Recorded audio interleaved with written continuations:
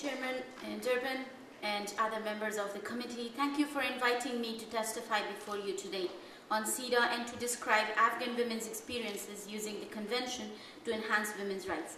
I need to say that my statements are only the struggles of civil society and women's rights organization and does not represent the position of Afghan government.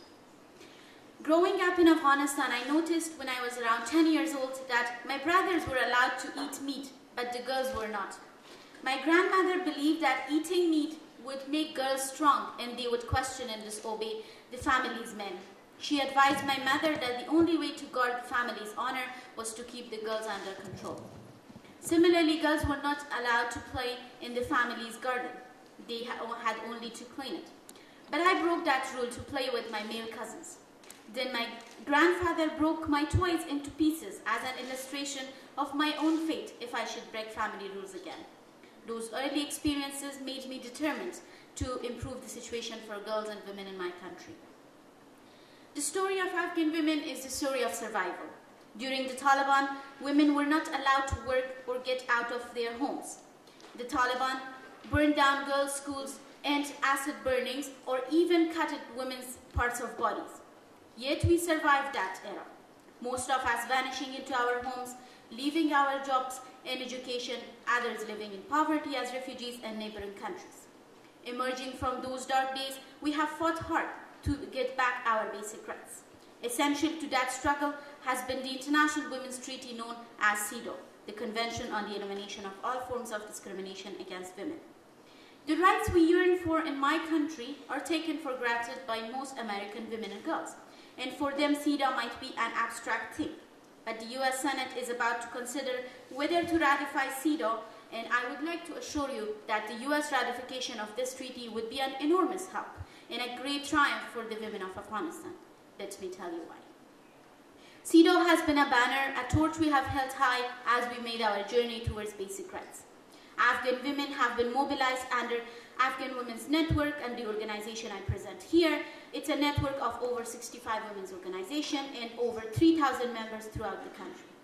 In 2004, while Afghanistan was developing its constitution, we in the network looked up to CEDAW's materials and framework as the world's consensus of what women's equality looks like in the policy and law.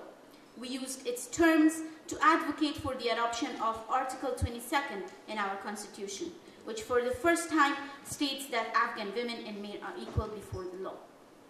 Another major success of our network was the adoption of the first ever elimination of violence against women law. In a country where violence against women are everyday reality, this enactment was not easy. The law made rape a crime for the first time in Afghanistan and nullified forced marriages and early marriages without the consent of girls, punishing the perpetrators with imprisonment. This approach was guided by CEDAW's Article 16, which makes the state responsible for eliminating discrimination around issues of marriage and family matters.